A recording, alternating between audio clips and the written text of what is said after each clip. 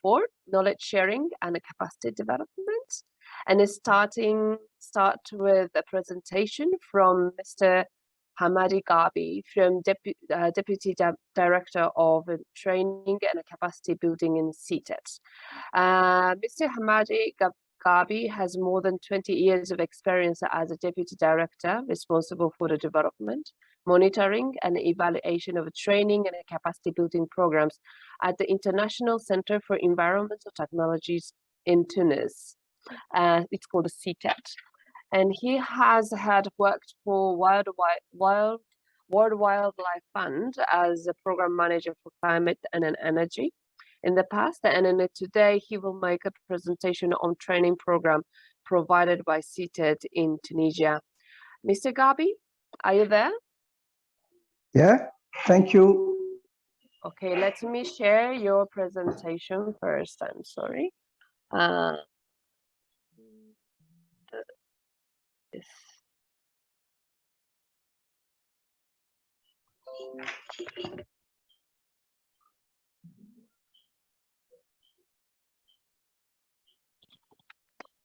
Are you seeing my screen? Yeah, good. Thank you for the invitation and thank you for the introduction. So my presentation will be in French language. Donc, bonjour tout le monde. Voilà, donc dans cette présentation, je vais présenter donc en deux parties. La première partie, ça sera donc dédié à la présentation donc du CTET, et la deuxième partie, ça sera dédié donc à la présentation du programme triennal de renforcement de capacité dans le domaine de gestion des déchets dans les villes africaines. Donc, next please.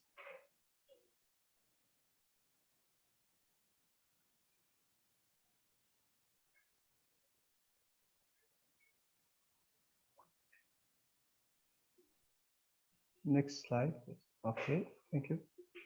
Donc, le CITET, le Centre international. So the CITET, International Center for Technologies and the Environment in Tunis, depends from the Ministry of Environment, created in 1996 to address international recommendations stemming from the Rio Summit for the reinforcement of capacities of developing countries and for the transfer of ecologically rational technology. We are committed to developing national and regional skills to ensure technology transfer, which is ecologically rational and adapted to local and regional contexts. Next slide. So, our mission is essentially to acquire, adapt, and develop new techniques, promote eco-technology and their production to reinforce national capacity and develop the necessary scientific knowledge for the elaboration and the fine-tuning of environmental technology, which is appropriate for the national and regional needs, with, as a perspective, sustainable growth. Our main missions are training technicians and experts in fields relative to ecology and national and international cooperation in the fields of knowledge sharing, which plays on the results of research and training.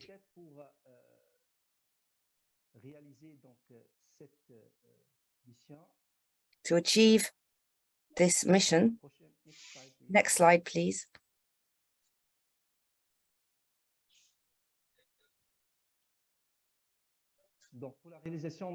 So, to achieve this mission,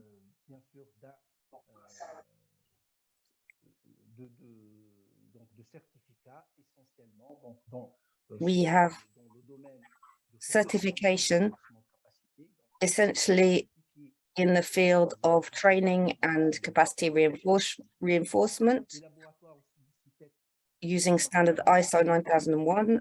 We also have environmental analysis laboratories accredited with ISO 17025. We've been selected in 2003 by the IAIA as a center of reference in Tunisia, Africa, and the Arab and Mediterranean regions for training in the field of environmental protection and sustainable management of natural resources. We've been selected by the National Union of Telecommunications as a center of excellence in training in the field of the environment and technology for the 2019-2023 period. So next slide, please.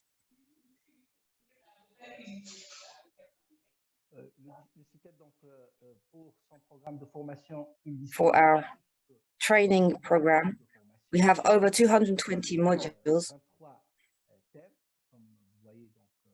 which have been divided into 23 themes, as you can see, which we provide for our clients. So with on average 1,000 participants per year in many different environments, and we have a network of about 300 expert trainers on a national and international level. Next slide.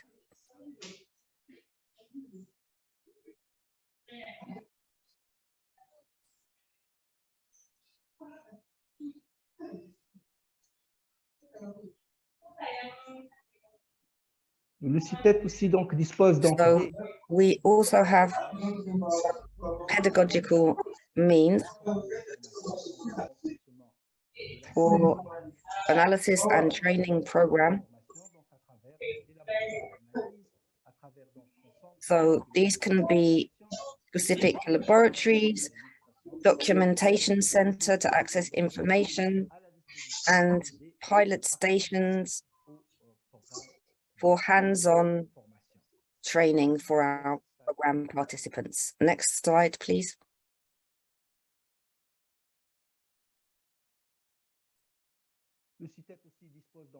We also have logistical means for training. So modern venues, an amphitheater with 400 seats, microbus for transport, and also refreshment services. Next slide.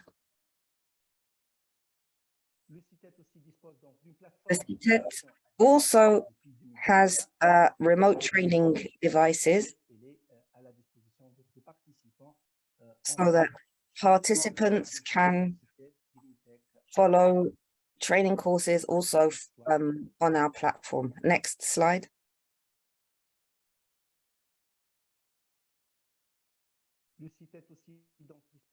So we also have experience when it comes to training on a regional and international level. We develop partnerships with counterparts in other countries, including JICA, of course, for the management of solid waste in Africa, especially in Francophone Africa,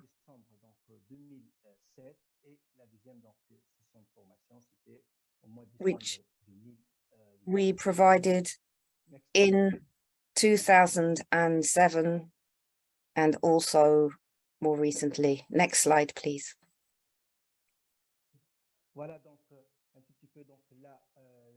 So this is a summary of our mission.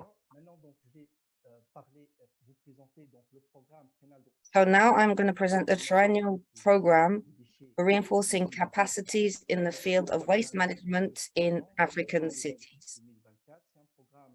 From 2022 to 2024, a 3-year program, therefore, which is the opportunity to promote best practice in the sustainable management of waste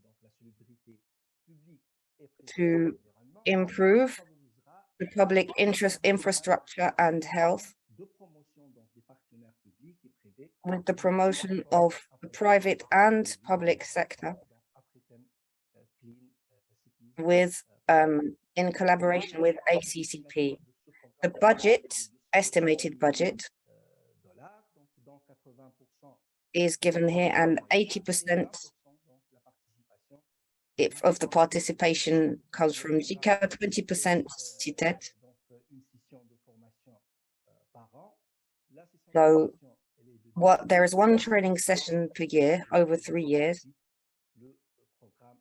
and each program will last 2 weeks during the last trimester of each year. Next slide, please.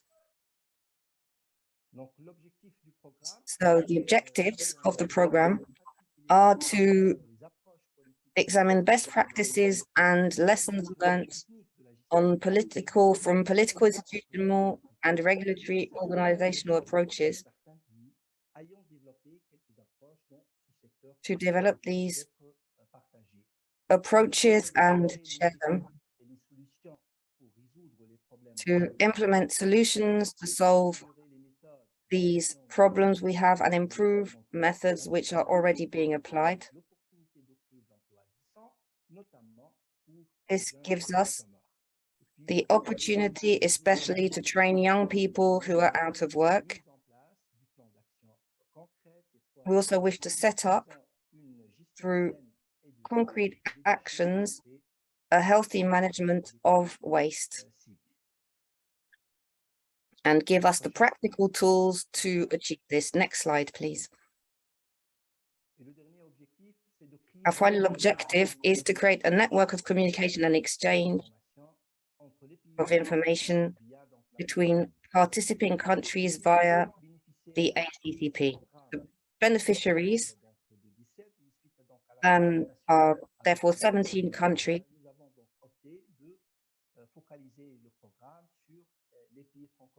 and we decided to focus our program on Francophone countries.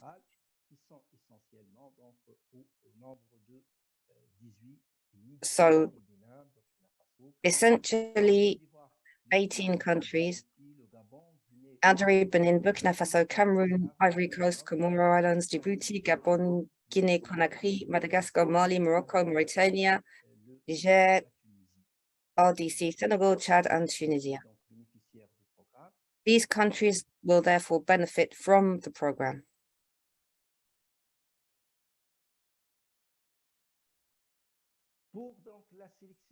To select candidates to take part in the program, we will call for applications annually, which includes 12 African countries among the 17 identified, to designate representatives who shall benefit from this training program. Each country shall designate 2 participants: a civil servant working in one of the ministries in charge of protecting the environment, cleanliness or local affairs, and a technician representing an organization which is dependent on a government structure, like a municipality or a waste treatment agency. Next slide.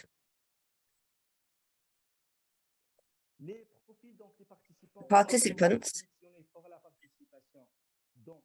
to qualify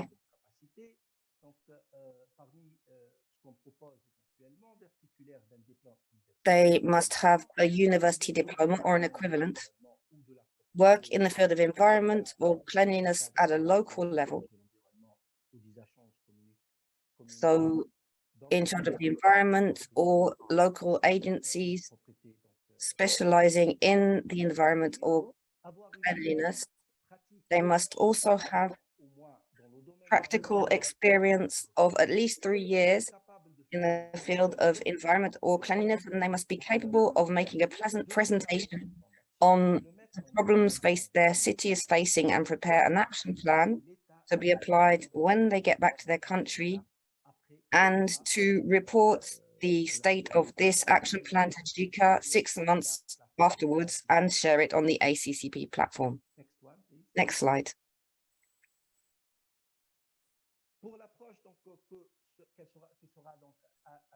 So for a relevant approach, we need pedagogical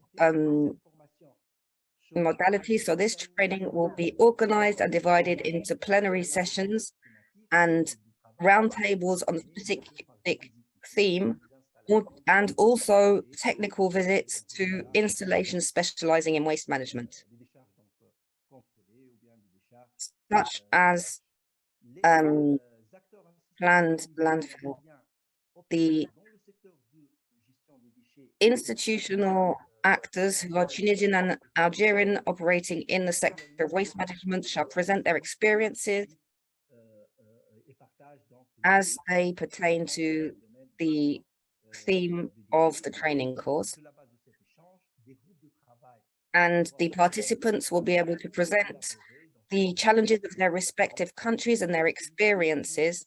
Based on these exchanges, working groups shall be set up to elaborate concrete action and plans to proactively solve environmental and health problems. So they will Mr. Gabi, go back to their countries and set up these plans. Mr. Gabi, please start wrapping up. 2 minutes left for your presentation. Thank you. Okay, thank you. Next one. Okay, next slide.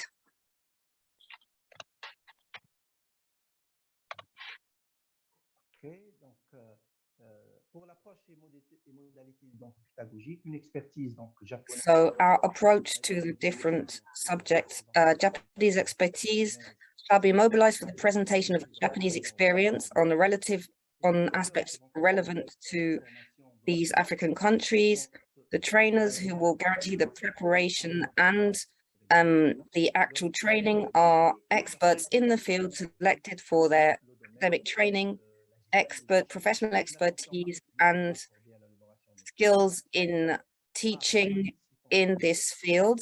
A special attention shall be devoted to the elaboration of action plans by the participants themselves and the follow-up of these action plans from year to year, which will allow us to reinforce synergy and build networks between the different players in each country and within a country. Next slide. So this training course lasts 2 weeks, as I said. There are theoretical and practical aspects. Last slide, I think. So this program, this is to give you an idea. There will be 5 sessions. As you can see, one presentation of the current state and strategies of participant countries, 2 general legal framework, number 3, presentation of innovative concepts, 4 guided technical visits, and 5 roundtable discussions to elaborate action plans for each participant country. So I've come to the end of my presentation. Thank you for your attention, and I look forward to answering any questions.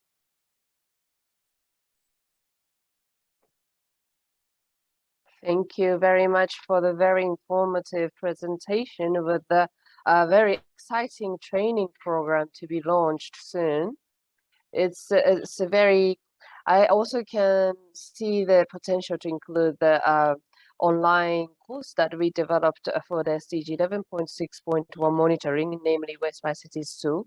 So we can also, we are looking forward to hear the collaboration opportunities in the future as well. So thank you very much. Now I would like to, I think we are seeing lots of comments and questions. in the chat. However, we would like to go into the next question, and then we would like to address those questions one by one. And now I would like to move on to the next presentation by Mr. Takanori Kimura from the city of Yokohama. And Mr. Takanori Kimura is from Policy Coordination Department, Resources and Waste Recycling Bureau, City of Yokohama. He's been working on public health and waste management in Yokohama City for more than 10 years. And today he will present Yokohama City's strategy to involve citizens for awareness raising for 3 hours. Mr. Kimura, are you there? Yes, I'm here. Great. Please, floor is yours. Would you be able to share your screen? Okay. Great. We are seeing it.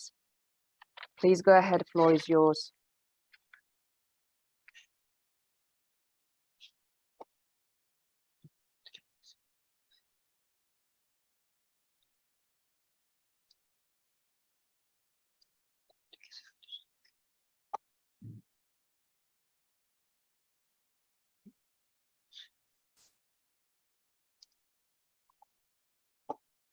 Good afternoon, everyone.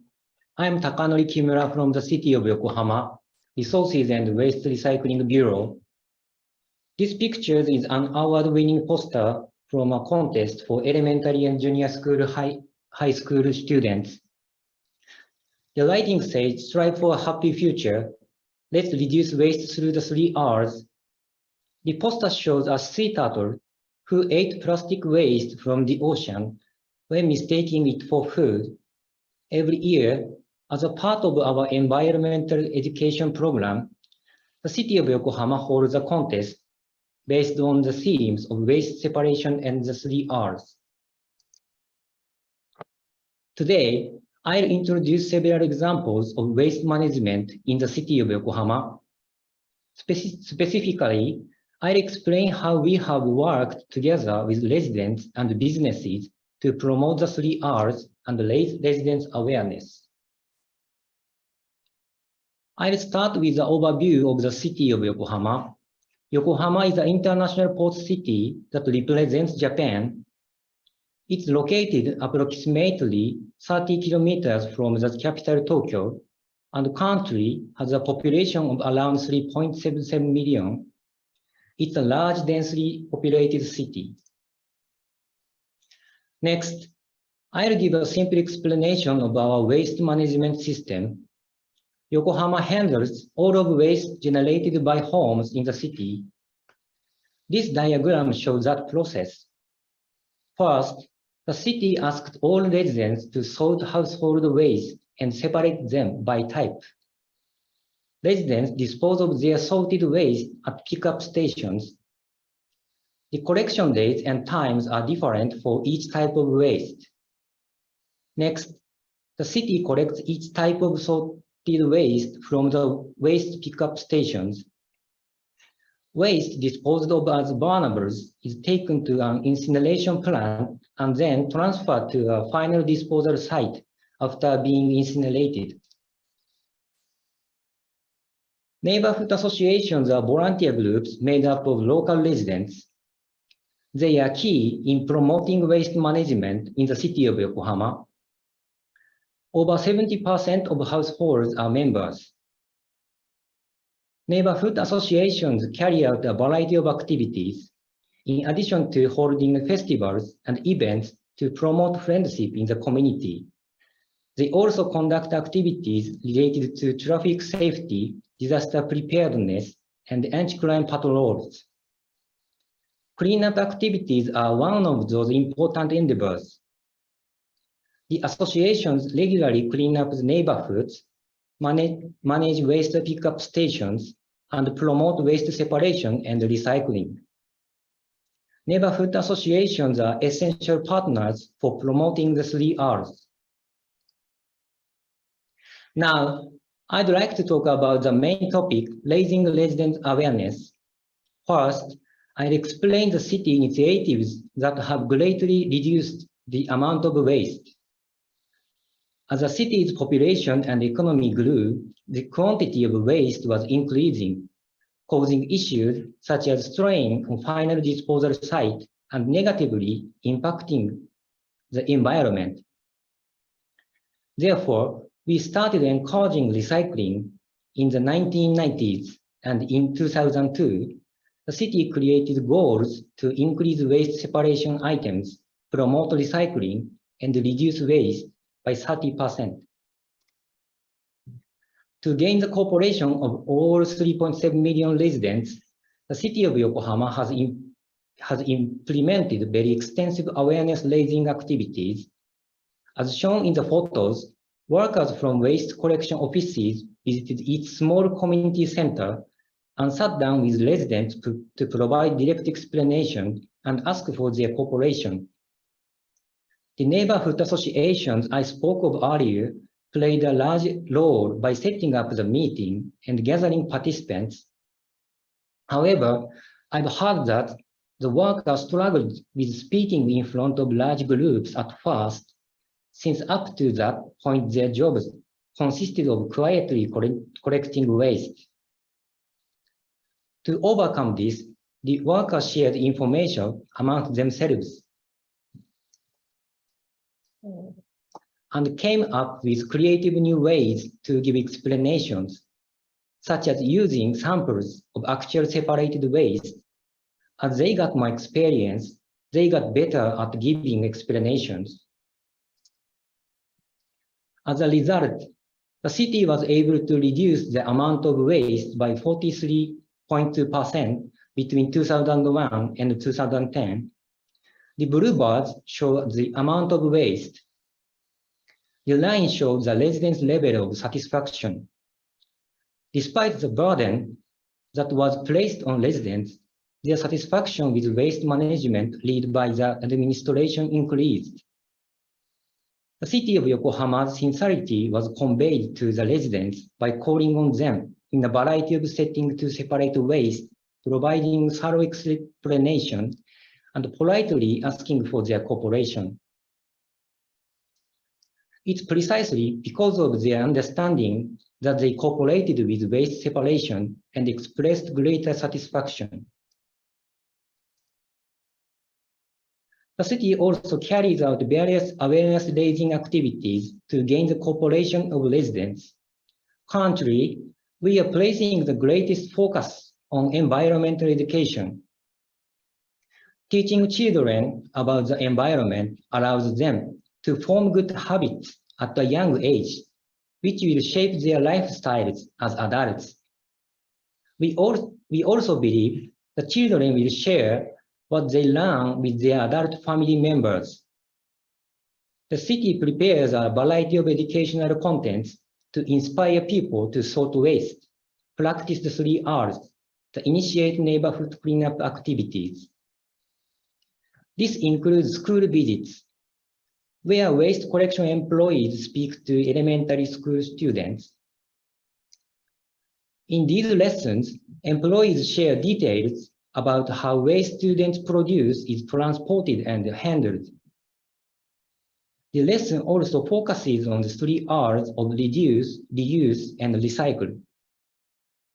During the lesson, an actual garbage truck is used for the explanation to familiarize students with waste collection work. The city of Yokohama has conducted various awareness-raising activities, but even so, there is a limit to how much the government can promote the 3 Rs on its own. It's important to find partners who can work with us. To raise awareness among more residents, we especially try to work with businesses and conduct activities in places where lots of people gather. For instance, we partner with chain supermarkets in the city. We hold events at the store entrances that call on people to separate and reduce waste. Many people also gather at soccer games. Everyone watches games while eating and drinking, and a lot of waste is generated at these venues. This is why we work with stadium operators to call upon people to separate their trash. Given that there are many young fans of sports teams, we are also able to approach a generation that is usually hard to reach through appeals from the city. This slide shows a cleanup event conducted with cooperation from various local groups.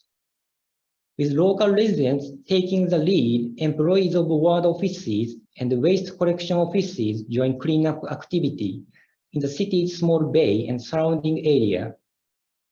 These kinds of cleanup events are held in various locations throughout the city. The waste collected by resident volunteers through these cleanups is picked up by waste collection offices upon request. Doing so makes it even easier to hold volunteer cleanup events. Next, I'll explain the system for volunteer resource collection. This system uses volunteer groups to gather recyclables such as used paper and cloth. The system is based on contracts between businesses and registered volunteer groups such as neighborhood associations. The majority of used paper and cloth generated from homes is currently collected through this system rather than municipal collection. Details such as the items collected and collection days are determined by the volunteer groups and businesses.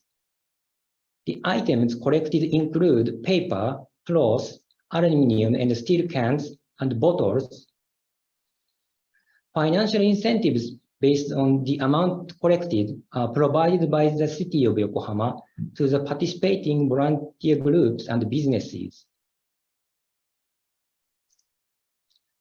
This system has merit for everyone involved. For volunteer groups, the financial incentives are used as funds for various activities to support the local community. Because the incentives are provided based on a fluctuating range, businesses are able to continue operations stably, even if the market price for recyclables dips. Finally, the system allows the city of Yokohama to promote waste reduction and recycling with less financial burden, as the funds required for incentives are less than the cost of handling recycling directly. Let's look back at the process that led to the formation of this system. Actually, even before the system for volunteer resource collection was created, groups such as neighborhood associations sold recyclables to businesses. In 1983, the system of Yokohama began a subsidy program that supplied items such as handcarts to local groups.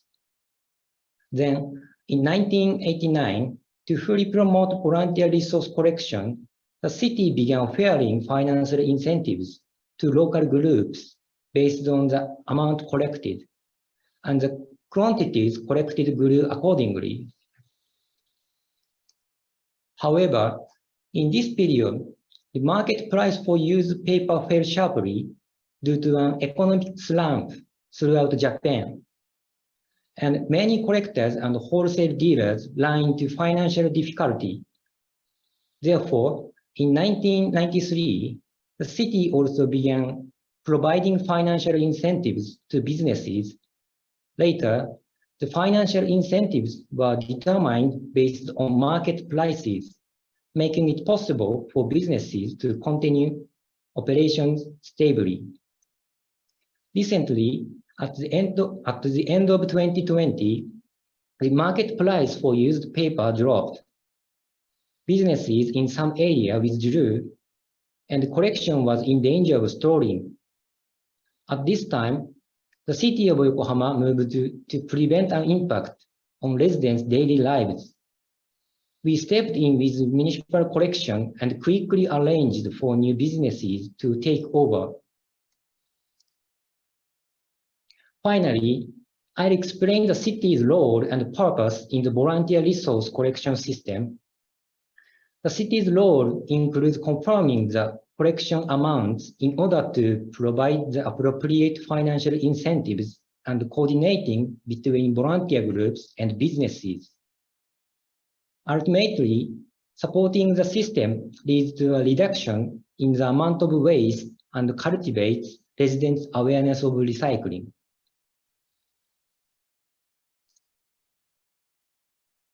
The City of Yokohama's effort in waste management and resident awareness-raising activities are well regarded. As a part of our ACCP activities, together with JICA and the Yokohama Resources and Waste Recycling Public Corporation, we invite government officials to participate in the JICA Knowledge Co-Creation Program, Sustainable Solid Waste Management for African Countries, which is held every year.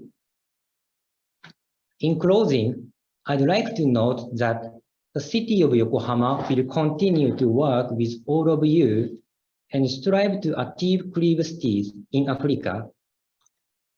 Thank you for your attention. Thank you very much, Mr. Kimura, for the great presentation. It's very impressive that this community meeting for awareness raising was held at 11,000 times in 2 years. And then also as a result that 43% of the waste generation reduction was experienced in Yokohama. I think there's lots of things we can actually learn from the awareness raising that Yokohama City is doing.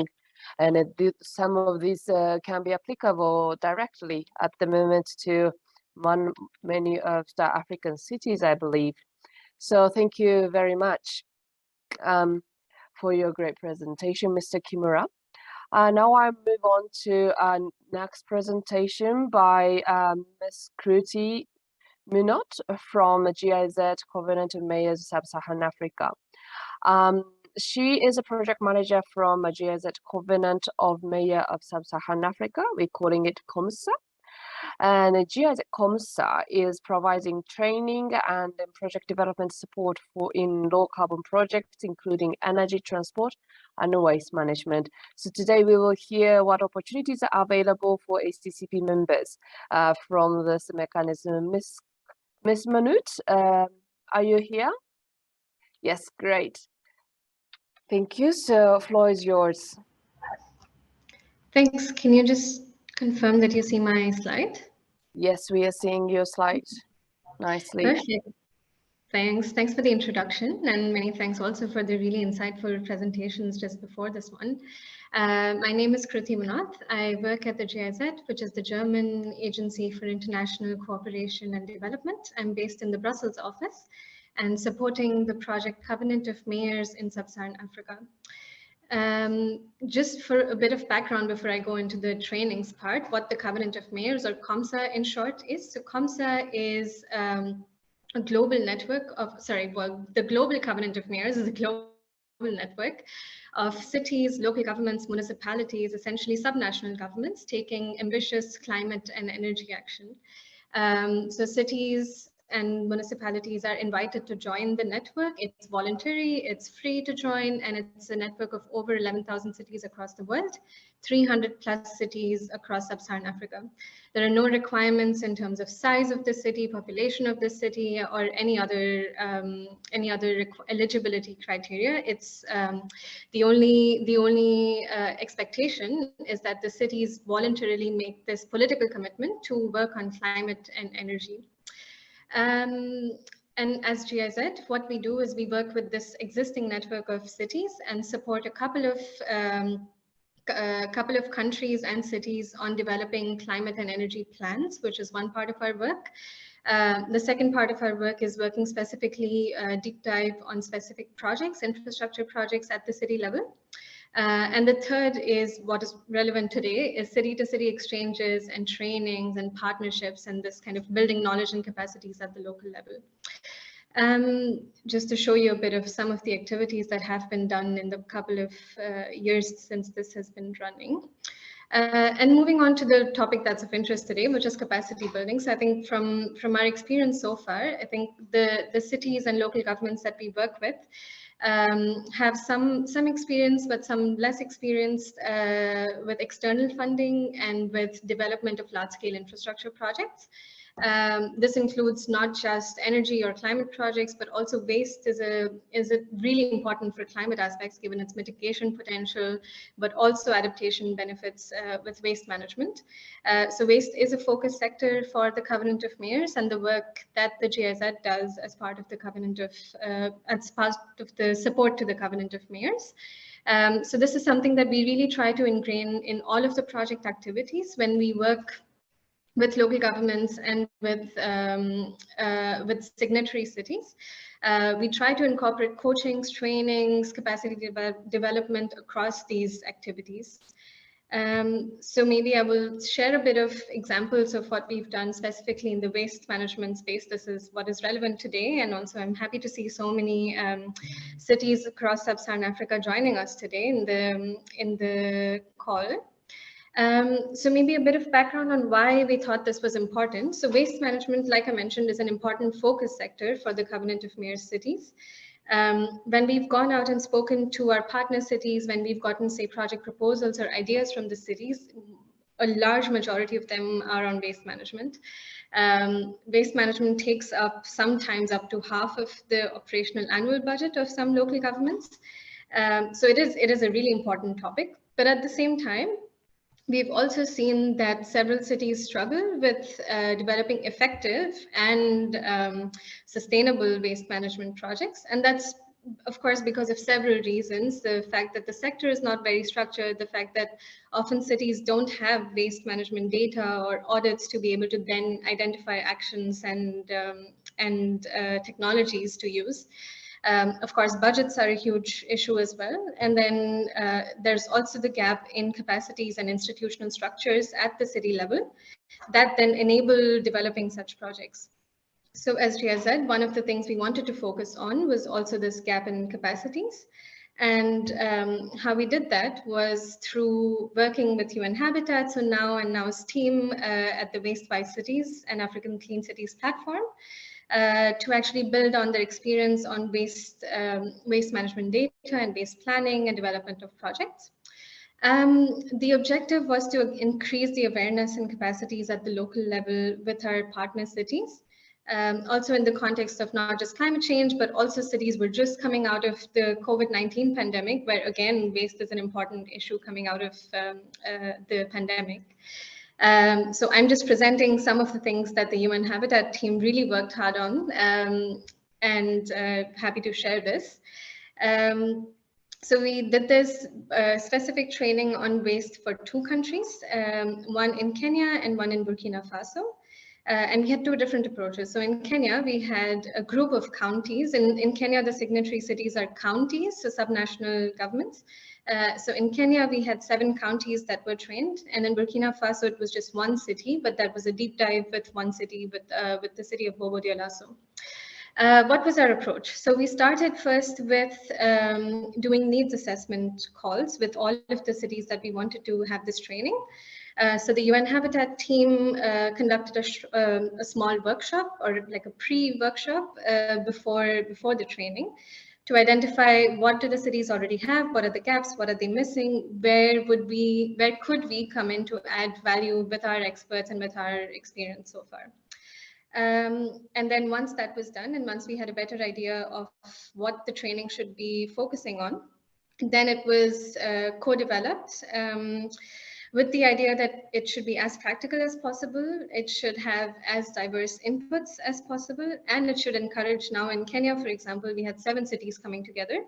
So it would be really practical and useful to have all the cities share their own experiences with each other. So that was the approach that we took. Just to show you a few pictures, on the right is a city sharing, I think, some of their experiences. And what kind of topics we covered. So like I mentioned, this was supposed to be on waste management and specifically on developing projects that are waste management projects. So we started with the Waste-Wise Cities tool training, which was basically how do you collect relevant waste management data? How do you use this data to be able to develop solid waste management plans and projects? That was the first day. But on the first day itself, we also encouraged the cities to share their own experiences, their challenges, best practices, to be able to kind of inspire and relate with the other peers in the room. On the second day, we zoomed out a bit from the city level to the national level and to kind of financing models. So one was looking at the legal frameworks in Kenya, for example, for waste management. And then also looking at what are the different business models for waste management projects, what applies to what kind of project, because not every business model applies to everything. And this was done, of course, with exchanges and workshops through the day. And on the third day, we kind of tried to consolidate this day 1 and day 2 by working together with the cities on coming up with concept notes, with the idea that they would then have a better idea of the expectations if this concept note was to be submitted to, say, a development partner or financier or a partner and so on. So this was the 3-day training, but I do have to say the training did not necessarily end on day 3. The exchange with the individual cities continues, even now actually, because we are going back and forth on these concept notes that were developed back then. And then we are now evaluating which of these concepts or which of these projects are mature enough to be taken to a next stage. So this is one type of capacity development or training that we've done on waste management. The second approach that I would like to also share is a bit more on the job and hands-on trainings. These are more, of course, you can do 3-day trainings and 5-day trainings, but I think to actually also get real impact and long-term impact, it's important to have these things over a longer term. So, for example, in Embu County, which is a county in Kenya, we worked together with them on developing an integrated solid waste management plan. And the approach we really wanted to take here was that this plan should be owned and prepared by the county themselves. And we had our experts visit the county and, of course, guide them through the different steps. But the whole objective was that the county would really own this piece of work, and because they're the ones who will implement and monitor the plan. So how this was done was to be involving the county staff at every step of the process. We identified different focal points from the county government, but also from NGOs, from different actors already working in the waste management space in Embu. And then we had 5 working sessions and workshops. So working sessions were made basically through different committees within the county. Not just the county government, but also experts. There's a university, Embu University, who was represented. There were some NGOs and so on. And they would co-develop all the different aspects of this plan. And of course, I've listed a few of these aspects that were discussed. So this plan was then reviewed by the stakeholders and approved. And this is also a couple of pictures from these co-creation kind of workshops. One of the things that I really like is that they also came up with a tagline of their own plan, which was called Waste, My Responsibility, of course in Swahili, but that's the English translation. And we saw that there was really high ownership through this whole process. And we could also see that the stakeholders that we worked with were more engaged towards the end of the process than they were in the beginning, because in the beginning we were still kind of forming these groups and starting the process, whereas towards the end everybody really understood what this was about and understood their own roles in the plan or in the implementation of the plan. So that's the second kind of approach to capacity development with cities that the Covenant of Mayors and the GIZ support to the Covenant of Mayors has done.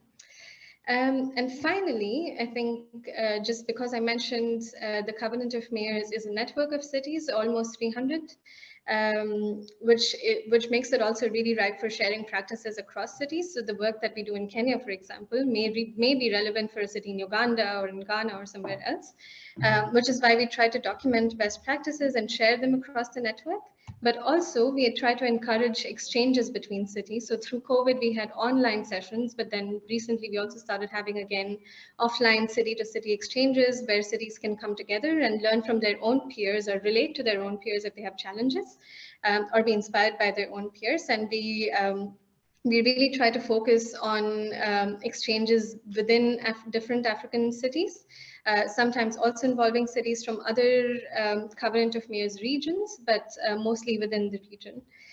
So yeah, those were some of the approaches that we've done. So starting with, say, a 3-day training to a longer term hand-in-hand capacity building, to a bit more hands-off, just sharing experiences and knowledge across a network. With that, I will close a bit my presentation. My contact details are, of course, here. And I also invite the cities to look at the Covenant of Mayors network and, yeah, and visit the website here. Thank you so much. Thank you, Kruti, for the very informative presentation. I think also nicely showcasing the collaboration so far between UN Habitat and KUNSA. And I think we should really expand this collaboration. I hope that we can expand this collaboration. So especially for the ACCP members here joining today as well. So thank you very much, Kruti, for the very informative presentation about KUNSA's GIZ initiative. Thank you very much. And now I move on to a presentation from Ms. Nana Jallo. Is Ms. Nana Jallo here from Koidu City? Are you connected here?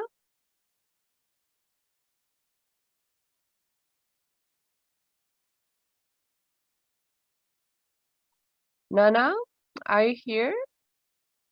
Ms. Jola? Okay, seems that we have a bit of difficulty to get her. So now, then I would like to move on to another presentation from Ms. Heidi Soba. Ms. Heidi Soba is president and head of global network of Let's Do It World, an NGO promoting a World Cleanup Day. So they mobilize millions of volunteers, governments, and organizations in 191 countries to join the World Cleanup Day as an awareness-raising campaign for the improved solid waste management. And the UN Habitat is jointly promoting this global movement. So please, I would like to welcome Ms. Soba.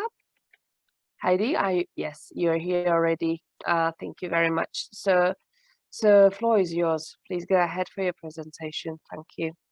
Thank you so much, and thank you for really great presentations so far to all the colleagues, and thank you for invitation to the conference. I found it really, really important and crucial, and I'm really honored to be here.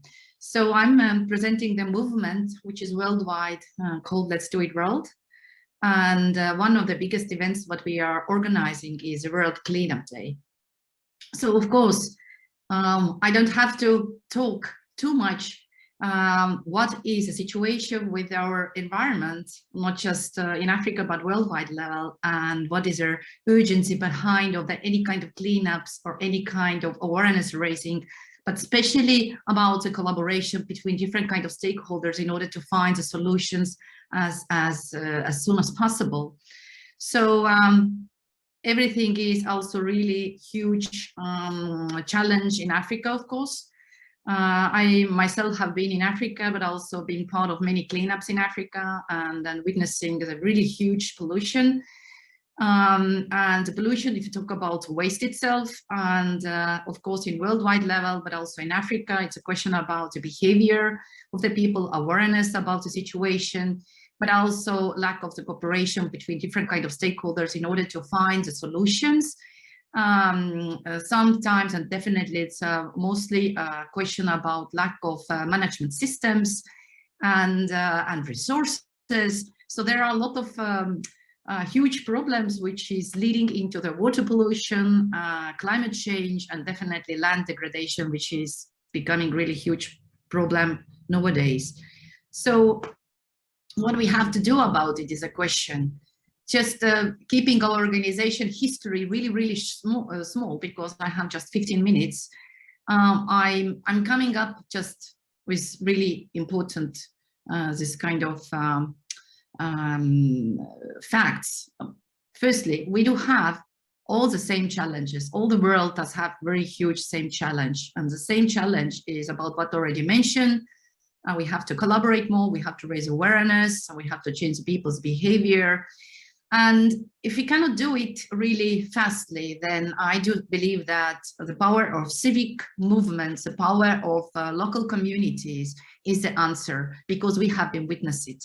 So by having the same challenges and having the same aim, I think we have to cooperate, and we have to cooperate really fast and find the ways, what is our mutual interests, how we can benefit all of them, all organizations, how we can bring out more crazy ideas, but also think outside of the box, be really, really creative in community level. And this is exactly what happened with this movement, because we thought that we have to have the World Cleanup Day. In this way, we have to engage 5% of the Earth population, which is really huge number of people. But if we talk about the 5%, I can say that we have been witnessing our organization, the countries who have engaged 5% of the population into the World Cleanup Days, and they have been changed by communities, by the collaboration, by their society or awareness in the society, and also it raised a lot of disputes inside the media, but also engaging the governments. And in this moment, when we are engaging like 5% or even more population percent into their cleanups, we can say that we have been made really big social shift. And this is exactly what we want to do on the World Cleanup Day. So the World Cleanup Day main aim is to bring the people into collaboration with critical mass. It means a lot of organization, governments, local municipalities, communities. Only in this way, when we are engaging enough of people in worldwide level, or in each country, or in municipality, we can change something. We can prove this data. We have made a big surveys on that in global level, and we have multiple organizations, multiple countries who have made this kind of cleanups, and we have witnessed this situation. So it is call to action. It is really simple. It's simply a marketing. Simply, people can come out with their own bottles, with their own gloves, with their own baskets, and not just simply to clean up. And then, if they have to be already have been as a cleanup, people actually will realize, I can make the change in the world. I can make the change in my community. I can make the change with my local municipality. And municipality have a beautiful tool to create trust, a cooperation with their communities and other organizations who are in this country. So we have a lot of different kind of very best practices, what we can share also in Africa. Just to giving one really great example from Maputo, Mozambique, we have engaged with more than 350,000 people in Africa, in Mozambique. So it is possible. So then we came to the idea that, yes, World Cleanup Day is a solution, and we have to engage 5% of the Earth population. Or even in some countries, we are managed to have 14% of the population into the cleanup. For example, Slovenia is one of these countries. And of course, they are segregating already 70% of all their waste and recycling all the waste, which is in Slovenia. But coming to the organization, which I'm really happy to represent here, and who is conducting the World Cleanup Day. We do have active teams. It means a leader who is presenting the Let's Do It World, and they teams in each country, in 164 countries. And in Africa, we have in 45 countries. The teams are also not just in the capital, they could be also across all the country, like in Mozambique, what I mentioned, or in Tanzania, or in many different kind of countries in Africa. It means the teams are working together for their same flagship campaign, which is World Cleanup Day. But not just the World Cleanup Day, we do have the bigger strategy in organization, of course. Now we're also talking about the Digital Cleanup Day, because digital waste is consuming electricity, but also unleashing CO2. And according to the science in 2030, it is responsible for producing 20% of all the CO2. So we have to raise awareness about the digital waste as well. So we are doing also regular cleanups and campaigns, climate and environmental literacy projects with communities, business sector, and governmental sector. So it means that we're working with the youth, multiple of our organizations. Let's do it Cameroon, let's do it Namibia, let's do it Kenya, let's do it Mozambique, let's do it Tanzania, which is Nipe Fagio in Tanzania. Just to name some of them, also do have the youth project. It means they're working with the schools. We do see that we have to raise awareness among the young people and to engage them, not just to the cleanup, but also to raise awareness about the climate change, about the situation in the world, how to treat the waste around them, but also how to collaborate also in local level by engaging communities, by engaging parents, but also local municipalities into different kind of actions through their educational projects, what we are leading in Let's Do It World, especially in Africa currently. Also, a project with the communities. We are working with waste management systems. We are working with segregation, and I think the composting is really important to raise awareness about the possibility to compost, to garden, to plant the trees, but also about 5 Rs, which is really important. But also we are also talking about the circular economy and zero waste already, because we do have multiple different kind of partners, but also our leaders in Let's Do It World organization that have already this competence. So yes, we have altogether more than 1 million followers in Facebook and Instagram, and the growth is there, and we are growing by organization and by their activities. But it's not a question how big we are, but the question is how we are working together for positive collaboration. Here is a Carlos Serra from Mozambique leader after the cleanup, because you have to engage people with a joy and with positivism.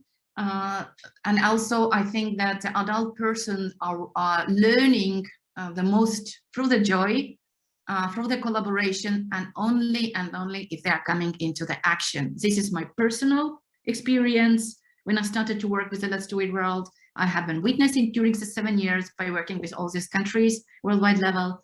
And so our main values when we are working with organizations is that we are not blaming and we are not pointing with the fingers. Rather, we are seeking the collaborations with different kind of stakeholders to find the ways how we can act together, how we can, for example, local municipalities to help them to work on these strategies and waste management, how we can engage the communities, because we have the trust from the communities who have been part of the work cleanup day already. And we do believe that the world can be changed only when we are engaging the people, and only if we are working with the people and through the people. So far, as I mentioned, we have their leaders and their teams in 164 countries. But of course, in the work cleanup, they are taking part many other countries as well. For example, where we don't have leaders so far. So with the 4 work cleanup days, what we have been conducted, we have been engaged more than 191 countries and more than 60 million people. We have been also witnessed really big growth in 2019 after the first World Cleanup Day, but also we had a lot of challenges as a really biggest engager in the world during the COVID times. So if you can see the third World Cleanup Day, which was done in 19th of September 2020, provided a little bit, not little bit, but less people, and also the next one. But at the same time, we can say that there were cleanups which was made not in huge groups, but rather in small groups, and also rather individual cleanups. And if you talk about individual cleanups, we cannot have the data. Rather, we are having the data from our respective country leaders who have provided reports on that, on their outcomes. So we can say that in 2020 and 2021, actually we had bigger cleanups than in 2019 and 2018, but it was done by the individual and really small and family-wise cleanups. But also we provided an opportunity in those countries were really huge, was no possibility to go out, and there was a restrictions, a possibility to have a digital cleanup as well. So yes, we have engaged 190 countries, 91 countries. We pick up several hundreds of tons of waste with 60 million people. We provided 198 million volunteers and conducted a lot of work for our environment. So I just providing one really this kind of example from last year. So you can see in the first column, top 10 countries by participation with their population from the countries. We cannot see here Africa countries, but this year, but it was last year. In 2019, we had really big cleanup in Ethiopia, but also we had really big this kind of surprise that in the second column you can see a new record. Even the pandemic times, we had 4 countries from Africa who raised this participation from the countries. All these have been provided this information by their leaders. And also you can see Mozambique, we always have been engaging several hundred of thousands of people in Mozambique. They are working with the government and working with a Maputo mayor, and also providing a lot of different kind of trainings and also programs for their society, but also working on waste management systems, segregations, raising awareness. So there are different kind of things that our organizations are doing in Africa and worldwide level. So if you talk about 2018 up to 2021, so you can see involvement by percentage as well, which has been the biggest involvements so far from different kind of countries and worldwide level. And in those countries, we're engaging a lot of percentage of the populations, a change will be happening. But saying all this really, really important is that the power is in humans, and if we work together. We have to work on shared values and on shared beliefs, and we have the same aim and same belief. This is our environment, this is our future, and we have to work all together. The change is starting from behavior, from values, from understanding, and also what kind of change I can make in my world, into my country, with my society, with my partners, and also with the local municipalities. World Cleanup Day is not changing just the people who are coming to the action, but it is really important to understand that it's providing a platform which is bringing people and organizations together. And this is not important what kind of background do you have, or what organization you are presenting. Suddenly you understand that you can make the work together, and together you can make that change because you can witness it. In the moment when you are in the cleanup, you realize what kind of change you are creating to the environment, because you can witness it. But also you understand that you can collaborate with other people. You will be connected and bonded with other people, with the land, with your nature, and with yourself. In that moment, you will be changing. And this is really important, that if we engage 5%, we can engage a lot of organizations. We can create their change already within you and with you, through the people, with positive collaborations. And this is empowerment of the cooperation. And from that, we are starting with social innovation. Just to talk about the Let's Do It World, we are really happy to say that we are also part of UNEA, but also part of their United Nations Habitat Advisory Board. And last year, among 5 organizations at worldwide level, we also are scrollable corner of awards provided by United Nations Habitat. We have also ambassadors from European Union, but also we are working together also with ACCP, also with African Union, but also with all the organizations in Africa in order to secure awareness raising for the World Cleanup Day. I'm also showing you a really quick video in order to end my presentation.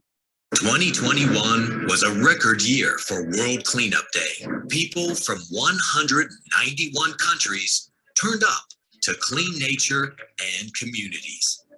Millions of people from all walks of life said, enough of environmental doom. We collected cigarette butts, plastic litter, engaged in digital and physical cleanups, collected and counted, sorted, composted, and recycled waste. Change for the better happens through the people, and the people showed up. From the beaches of Brazil to the mountain ranges of Nepal, from the streets of Paris to the parks in Hong Kong, from the bottom of the sea in Mauritius to the streets in Georgia, we are committed to the waste-free future of our planet. Do not miss out on World Cleanup Day in 2022. Join us on the 17th of September. So yes, join us on 17th September on World Cleanup Day website. And how to get involved, all the information is worldcleanupday.org. I'm missing org, sorry. But you can find it as really, really easily just to put World Cleanup Day. And yes, this is it from my side. Thank you so much. Thank you so much for the attention. And I also want to say that we have really great opportunity to work together just through the ACCP and through the now. And also we are looking to hold a webinar all together in the September, but now we'll talk about it more shortly in order to find the ways how we can work, how we can help each other, and how we can become a clean, waste-free as much we can, and how we can do it really, really rapidly and really urgently. Thank you so much. Thank you, Heidi, for your great presentation. It's very inspiring, and then really nice to know that the cleanup also is looking quite a fun activity with this opportunity to get connected with the community and people with joy and then excitement. I feel the excitement of the feeling of the change. Yes, thank you very much. So 17 September. So you can, so I would also like to share here. So in this ACCP Assembly website, we also put the sign up for our World Cleanup Day with the Let's Do It World. And then if you click here, you can see also the website here. Then you can go through the this website to register yourself, I think. So stop sharing here. Thank you very much for Heidi, and I would like to again ask Miss Jola, Nana Jola, are you here for making presentation on your activity in Koidu City, Sierra Leone?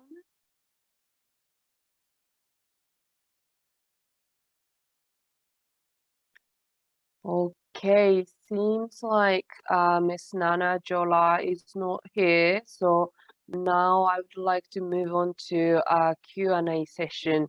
So we have a little bit more time, about 15 minutes for Q&A session. So please, if you have any questions, comments for the presentation so far, I see lots of interaction is going on in a chat, and as far as I know, that all the question put on a chat is already addressed by the presenters. So now we would like to get the new questions from the floor for any of the presentation that we had today.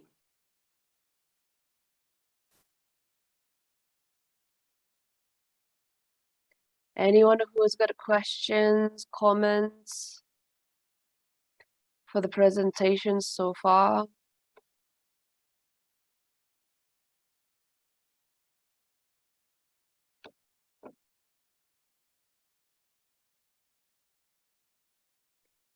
Okay, then maybe I would like to ask one question for the Mr. Hamadi Gabi. Mr. Hamadi, I have a Yes. quick question about this CTET program. When is it going to be launched? This program, training program for the solid waste management Okay. you are developing together with JICA. Mhm. Okay, thank you for the question. I will answer in French. Okay. Donc, le Yeah, that's programme. fine, yeah. So our program, Donc, le programme a été arrêté en concertation avec la JICA. program has been developed in collaboration with JICA, Donc, avant la fin de cette année, mais and we plan to implement it by the end of the year, but we haven't actually determined a precise launch date, but presumably in September and then a cycle in November. Of course,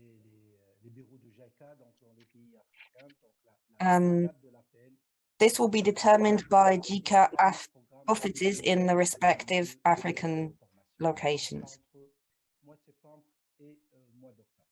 So, as I said, a start date potentially September or early October hasn't been precisely determined yet. Thank you very much. Is this training will be provided only in French or English as well? Merci pour la question. Donc, Thanks for the question. We have provided training in French because all our participants are based in Francophone countries. So we haven't really considered delivering training sessions in English or in other languages. But this is something we could actually put together with JICA with translation or adaptation from French to English. Mm-hmm. Sounds great, very exciting, especially for the Francophone countries, I think. Yes, thank you very much, Mr. Gabi.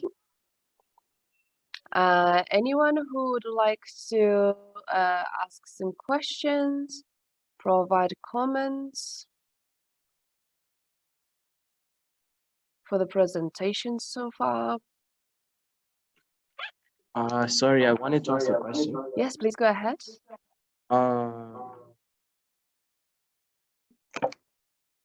Maybe if you could turn on your camera, I think we can spotlight you as well.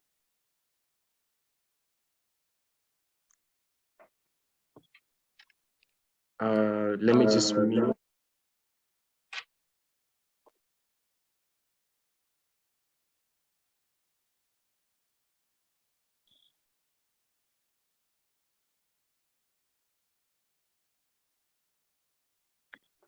I'm sorry, we are not hearing you. Can you hear me now? Yes. Is there echo though? A little bit of echoing, but it's still audible. Okay, this is for Miss Heidi.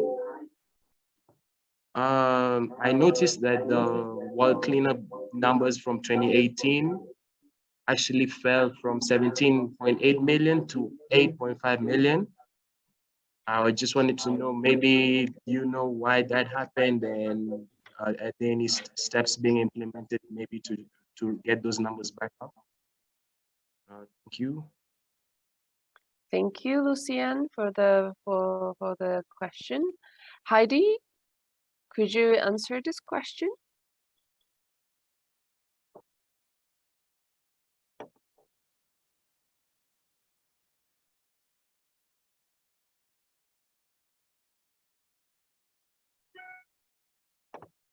Hello?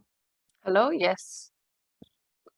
Heidi, the question from the floor is about the number of the people that it's sometimes dropped from the beginning. So it's, I think the highest number of the population joined in the World Cleanup Day is 2020. However, it dropped to 11 million to 8 million people. And then the question was about what's the reason behind, in your opinion? Yes, I explained as well. It's a COVID. It's a COVID, yeah. Yes, it's a COVID. So COVID came in 2020 March, and then we even we were in really bad situation. We didn't know what we do with the World Cleanup Day, which will be already in September, which will be in a few months. And the COVID was really new thing to the world. But we decided to have still in June their World Cleanup Day, and have rather individual cleanups and family cleanups and really small cleanups. Those small cleanups are not reporting, so we don't have this report and these numbers because individual person is going to their cleanup or with a family and not reporting back. So in reality, what happened also in 2020, last summer and September, we had still COVID, and there was still recessions, and we didn't had opportunity to have really big cleanups. Those numbers, like 8, 9, 10 millions, are really big numbers and provided by their leaders and by the teams with the reports, and which are calculated, and also with all the data about waste, collected waste as well. So this is really short, but in reality we are bigger. We can see it from their marketing and from their social media, and a lot of followers. So definitely it's growing. Thank you. Sorry, Thank you very much. Yes, yeah, this is really interesting that the COVID also affected so much of the aspect of solid waste management in the past years. So the cleanup also is slowed down, although the waste generation has been increased in terms of, especially from the household. Maybe the non-household sources is going down, but the consumption of plastic is going up and so on. So it's very interesting. So what's your perspective for this year? Do you think that we can have more people get mobilized? I know that several countries are working to engage 5% of the population. So it is really big countries like Germany, for example.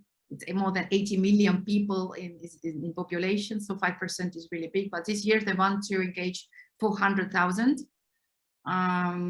Just to provide one example, but if you talk about Africa, which is most important here, then I think we have been worked really well with Kenya, but also with Kenya local municipalities, with NEMA, and also provided them this kind of opportunity to come to Estonia to see different kind of green initiatives in Estonia.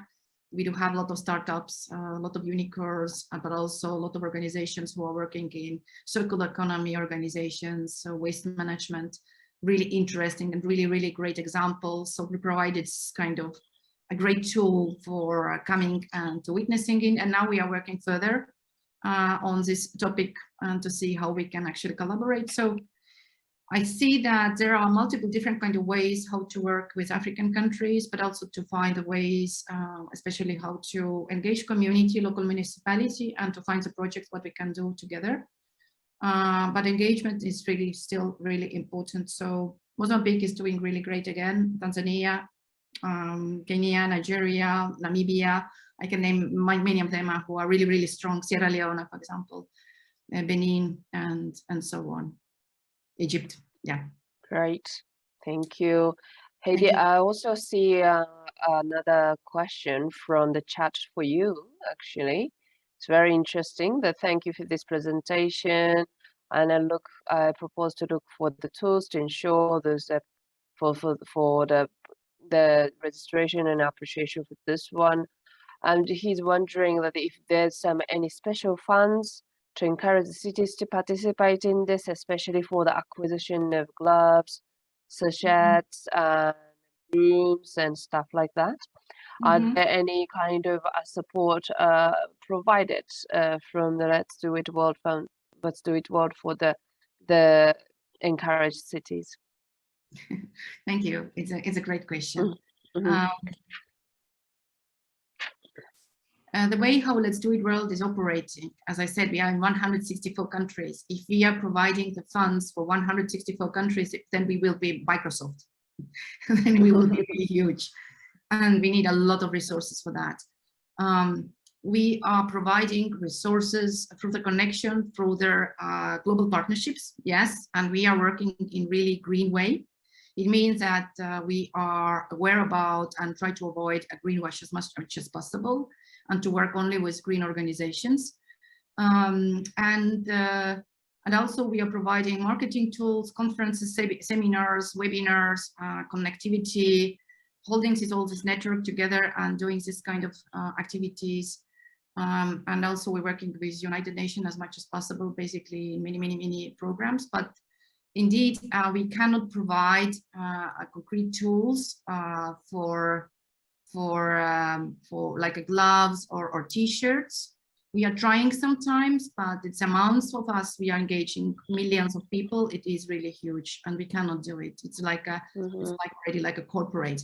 But what we can do, definitely, we can apply together for this kind of funds. And I think it is more empowering and more taking seriously, and we can show more impact if we are working together and seeking the funds with local municipalities, also with city governments, to hold this kind of huge initiative in order to raise awareness in society and also bring the communities into collaboration.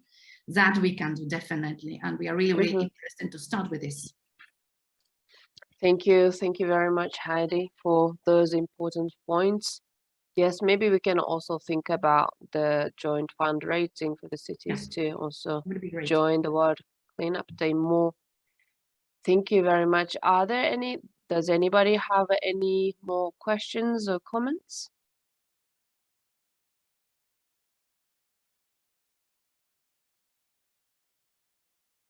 I'm not seeing that hands raised. I think many of the people who had asked questions actually put a chat and then already the exchange had happened, which is great, I think. Okay, great. So in that case, we would like to close this session 2 minutes before today. It's a good timekeeping today. And then we would like to go into a 15 minutes of tea and a coffee break. After 15 minutes, maybe we can come back and restart a new session on a panel discussion about the capacity gaps. Where are the knowledge capacity? And we would like to invite 4 prominent panels coming from Zimbabwe, Germany, DRC, Congo, and Rwanda. Thank you very much, and then looking forward to see you again in 50 minutes. Yes? Oh, we had one hand up from sorry. Petronella, but I see now it was brought down again. Oh. It was Petronilla Gvakila, and then there is another hand up now. Okay, please unmute yourself and then turn on your camera. Okay, thank you very much. I wanted to ask the question, why the word environmental cleaning is different from year to year, is differ. Sorry, the question is why the World Cleanup Day is differ from year to year. Year to year.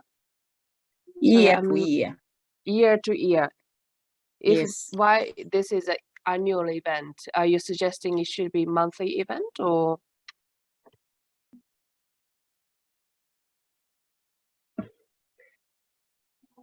Do you understand me? Maybe I'm not understanding. Sorry. So your question is my question is why cleaning, environmental word cleaning is differ from what year to year? Why the cleanup, the people number of the population joining is different from year to year. That is, yes. Okay, yeah. Heidi, maybe that question was partially answered, but maybe Heidi, would you like to answer? Yes. Yes. it is different because there are different kind of situations in the world, and different kind of circumstances, which does have really huge influence by engagement of the people. The way how Let's Do It World is working is that we have a team, we have a leader who is working on the marketing, logistics, resources, partners, and it's a huge preparation. If we want to talk about really huge cleanup, it could be preparation of 6 months yearly. So it's a really huge event. So and the participation of the people in worldwide level or in national level, it's depending on the circumstances, how much of resources we do have, how much of partners we do have, how many people are keen to come to the actions, or if there is any restrictions which is not giving them the chance to come to the cleanup. So one of the really biggest restrictions have been COVID-19, which is not enabling, especially in Asia, the people come out to the streets. Our numbers are really big because in Asia there have been really huge engagement. And for example, Indonesia, who is bringing 3% of their population into the cleanup, out of 260 million people, by the way, was under really huge restrictions in these 2 years. So I think this is the main reason why the people cannot come out with huge masses, but instead of that, they are coming individually, and then they are not reporting back. And we don't have these reports from the individuals, but we have reports from our leaders who are doing big cleanups. I don't know, I hope I answered. But also, sometimes there is a hurricanes or some kind of force majeure or war or elections, and then these countries are not participating either, or they are doing later the World Cleanup Day. Thank you very much. Thank you very much for the explanation. I can see that another hand from Mr. Steyer. Yeah, can I ask, please? Yes, please go ahead. Oh, thank you very much for the very good information, and thank for the presenter. Thank you for all of you. I want to ask about, maybe it will be a little bit of comment or question about, as the presenter is speaking, Heidi and other presenter, the awareness is very important, as we know. Any activity for the community of youth or the organization of youth in Africa, like I don't know if that's the supporting or the fundraising also for the community. That's especially for the like municipality or a local village like that. Is any supporting for the community of youth or the group of youth? For example, 3 or 5 persons are working together. There is a supporting for any idea like that, and how they are doing with the wastewater management, how they are doing in Africa, in different countries with the wastewater management or recycling for the wastewater. Thank you very much. Thank you, Mr. Steyer, for this present question. I think that question is related to maybe, I don't know, that maybe Yokohama City could answer. For example, that if my understanding of your question is correct, then some of the cities and towns, or even the villages in Africa, only have 3 to 4 people just working on waste management and wastewater management together. How those 3 people, like when you don't have enough human resources, how cities can really work effectively for awareness raising? Maybe Mr. Kimura from Yokohama City, could I have your brain a little bit to answer this question? Is there any good awareness raising strategy or activities when you have only 3, 4 people in your city?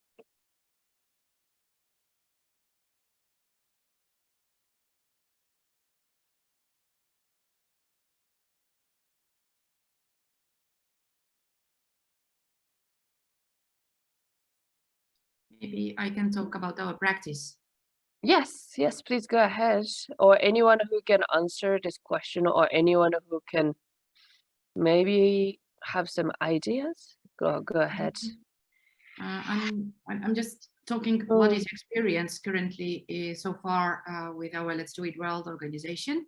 And of course, in some countries, we do have small teams and small participation as well, of course.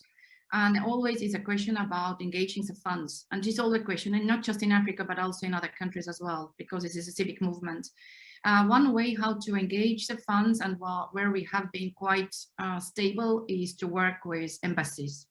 So embassies in the countries come to support, not really big amounts, but still you can cover the cost for their cleanup, for their gloves, for the bags, for the water, but also you can engage the embassy people or United Nations people. And this is always really great source to work with. Also, their embassy people does know already the work cleanup, there is no so much of need for explanation itself. Also, I think it's important to find their partners, like business sector organizations, maybe telecommunication sector is really great, and to avoid to maybe to raise the funds for, especially for the work cleanup day, for this kind of organizations for producing the waste as well at the same time. Also, we are inviting those organizations to clean up as well. And I'm thinking also that by our practice, we can see that if the people are coming together to find the resources and the ways how to work, and if we are lacking the resources, for example, in Latin America, we have the same situation, then the call to the action is simply everybody does have some kind of bottle in the world. You can in their house. You can bring your water. You can bring your gloves. You can find old sugar bag or coffee bag or some kind of bag in order to work the waste, work with the waste to collect the waste. You can have bring the big community together to have something fun afterwards. So you know, engaging the people to get together. And also, I think it's really important to work with a local municipality to provide an opportunity to collaborate with the community, to strengthen up the collaboration in between, and to find the ways how to dispose of waste. Now, the second question was about the disposal of the waste. There are multiple different kind of ways how we are working. We are segregating already the waste. We are working with the waste pickers as well, if it's possible, or some kind of organizations who are working firstly about or interested about the plastic, interested about any other types of the waste itself, and or it is somebody wants to collect very concrete type of waste and we have to know it in advance so they can collect it already and work with this one. If it's not segregating, then it is important to collect it and also to bring into the waste authority or to their landfill, which is supposed to be pre-agreed with the local municipality. Okay, thank you. Thank you, Heidi. It's a lot of great ideas. When you don't have funds to do this, we can actually engage with the business sectors, or like we can just ask all the citizens to join with your own gloves and t-shirt you can design together or something like that. I think it's very interesting. And then also, yes, the approaching to embassies or small funding, because you just need a small funding for those activities. So that's thank you very much for sharing your thoughts and great ideas. And then also we have received a comment from Miss Maria Brificasao. Sorry if I didn't pronounce properly. I think that the better results each city should prepare and realize its own cleaning activities on the World Cleanup Day event. Thank you very much. So yes, maybe we can now go into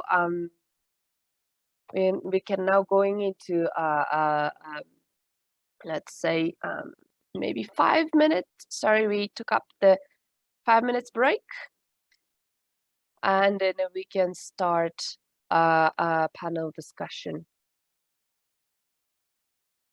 Maybe let's say 10 minutes. Let's say 10 minutes of coffee break.